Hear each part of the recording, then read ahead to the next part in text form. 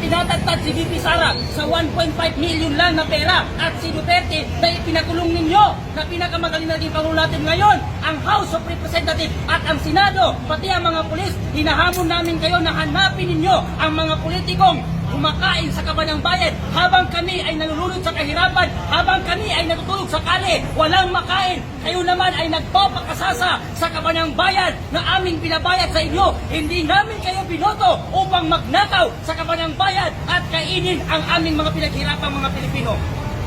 Kaya tinatawagan ko ang lahat ng kababayan kong Pilipino na sumama dito sa EDSA Shrine mamayang 5:30 at ipakita natin sa mga politiko na hindi tayo natakot sa kanila. Tayo ang nagbauto sa kanila sa mga posisyon nila. Tayo rin ang magpapababa sa kanila sa mga posisyon nila dahil sa ginagawa nilang pagdanakaw sa ating mga pera dito sa kaban ng bayan. Saan na napunta ang flood control? Noong humihingi si VP Sara ng budget sa gobyerno ng Pilipinas, tinutuliksa at iniimbestigan habang ang ating mahal na Pangulo na si Duterte ay ipinakulong nila nang hindi man lang sila dumaan sa due process. Ngayon, sasabihin ng tagapagsalita ng Malacanang na si Claire Castro na dumadaan sa due process ang pag-imbestiga. Imbestigahan nyo muna ang inyong mga sarili bago si VP Sara at ang taong bayan. Imbestigahan nyo muna ang mga sarili nyo dahil alam namin na mga Pilipino na magkakasabot kayo sa pagkain nyo sa flood control ng ating bansa na yan. Ang mga tao na mga diskaya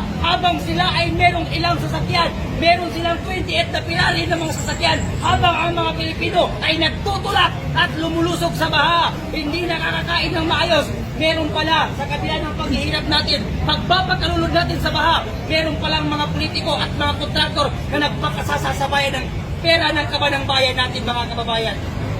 Kaya ngayon po, andito kami sa EDSA Shrine upang ipakita sa mga tao na yan, sila Zela Alonte na hindi na nahiya sa pag-reflex ng mga yaman nila. Mahiya naman kayong mga anak kayo ng kontraktor, mga anak ng congressman. Hindi kayo nahihiya na piniplex nyo sa social media ang inyong mga kayamanan na galing sa nakaw? Hindi ba kayo nahihiya habang kayo ay kumakain na nagkakahalaga ng 759,000 na pera habang ang mga Pilipino ay nagugutom? At ang pinagmamalaki niyong mga kayamanan ay galing sa nakaw, galing sa kaban ng bayan, galing sa korupsyon. Kaya mga Pilipino, lumabas tayo at huwag tayong matakot magsalita dahil bawat isa sa atin ay may karapatang magsalita. Dahil kaban ng bayan ang pinag-uusapan dito at taxpayer tayong mga Pilipino, lahat tayo ay nagbabayad ng buwis, kaya dapat natin ungkatin at ipalabas kung saan napunta ang mga flood control na ninakaw ng mga politika at mga kontraktor na yan. Maraming salamat po.